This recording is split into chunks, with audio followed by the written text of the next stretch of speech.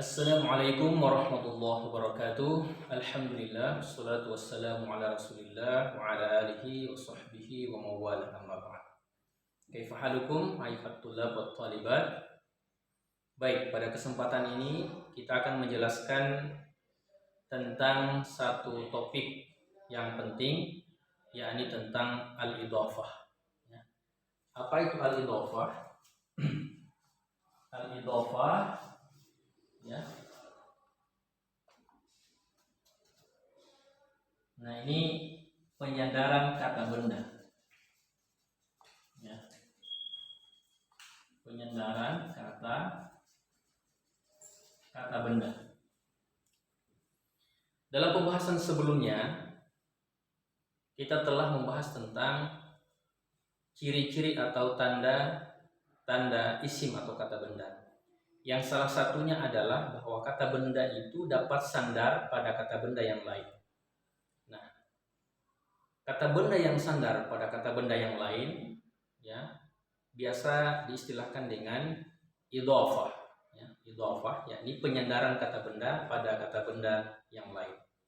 Nah, kalau kita membahas al-idhofah, penyandaran kata benda, maka ada dua unsur, ya, yang harus kita ketahui. Ada dua unsur yang ada di dalamnya. Yang pertama adalah unsur mudhafun, ya. Unsur mudhafun. Yang kedua adalah unsur mudhafun ilaihi,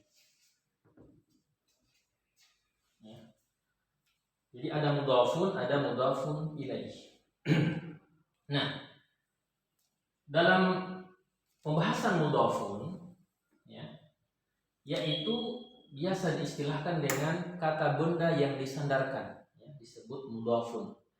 Kemudian mudhafun ilaih ini adalah kata benda yang disandari, ya.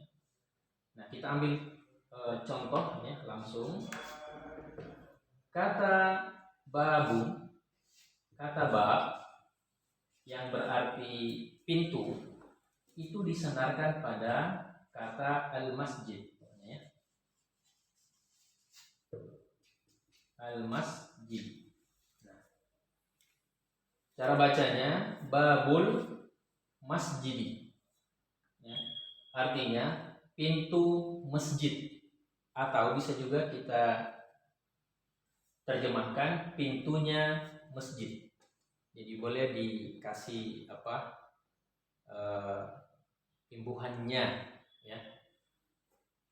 Babul masjid, pintunya masjid. Nah, dari contoh ini kita bisa memahami beberapa ketentuan yang berlaku pada idhofah, ya. Jadi ada ketentuan yang berlaku pada mudhafun, yakni kata bab di sini posisinya sebagai mudhafun, kata benda yang disandarkan. Nah, ketentuannya apa di sini? Kalau kita lihat dari modelnya, dari bentuknya. Yang pertama, perhatikan yang pertama bahwa kata mudhafun dalam hal ini bab, ya, dia tidak boleh beralif lam, atau dengan kata lain dia tidak boleh ma'rifah. Ma'rifah dengan alif lam, ya, dalam hal ini. Jadi tidak boleh al-babu, al-masjid, itu salah. Jadi yang pertama tidak boleh beralif lam. Yang kedua, dia tidak boleh bertanwin, ya. Dia tidak boleh bertanwin, ya. Nah, itu ketentuan mudhaf. Jadi ketentuan mudhaf, saya ulangi, bahwa pertama dia tidak boleh beralif lam dan tidak boleh bertanwin. Kemudian mudhafun ilaih dalam hal ini adalah al-masjid. Nah, ini ada dua pilihan, ya. Boleh beralif lam, boleh juga tidak beralif lam, ya. Oke. Jadi boleh beralif lam, boleh juga tidak beralif lam. Nah, ketentuannya begini kalau mudhafun ilaih. Kalau dia beralif lam, maka tidak boleh lagi dia bertanwin.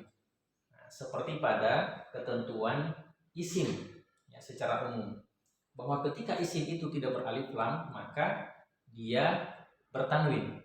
Kalau dia beralif lam maka tidak bertanwin. Seperti itu. Nah, kita ambil contoh yang kedua atau model yang kedua.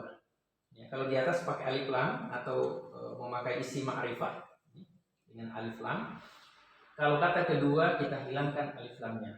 Ini boleh. Dengan catatan bahwa dia harus bertanwin. Dia harus bertanwin. Dan yang terakhir adalah syaratnya bahwa mudhafun ilai ya, wajib majrur, wajib bijar, atau dengan kata lain dia wajib berbaris kasrah ya. Karena tanda jar yang asli adalah kasrah. Jadi pembahasan kita ini masih dalam pembahasan isim yang mufrad ya, kata benda yang mufrad. Nanti pada kesempatan selanjutnya kita akan bahas mudhafun ilaih itu bagaimana kalau dia terdiri dari isim musanna maupun isim yang jamak. Demikian pula nanti mudhafun bagaimana nanti bentuknya ketika dia terdiri dari isim musanna bentuk kedua maupun jamak. Jadi saya simpulkan bahwa al-idhafah adalah penyandaran kata benda. Itu memiliki dua unsur. Yang pertama adalah unsur mudhafun, yaitu kata benda yang disandari, dalam hal ini adalah kata bab di sini. Kemudian mudhafun ilaih, ya, kata benda yang disandari. Ya. Dalam contoh ini di sini adalah al-masjid, ya, al-masjid. Jadi kita kasih terjemahan atau kita maknai pintu masjid atau pintunya masjid. Nah, demikian mungkin apa yang sempat kita bahas pada kesempatan ini. Insya Allah kita akan bahas penjelasan al-idhafah berikutnya. Pada kesempatan yang lain tentu kita akan bahas bagaimana penggunaan mudhafun dan mudhafun ilaih ketika isimnya, ya, kata bendanya itu berupa isim musanna dan jamak. Jadi yang kita bahas ini adalah bentuk mufradnya saja sebagai dasar pengetahuan kita tentang pembahasan al-idhafah. Saya kira cukup. Terima kasih. Wassalamualaikum warahmatullahi wabarakatuh.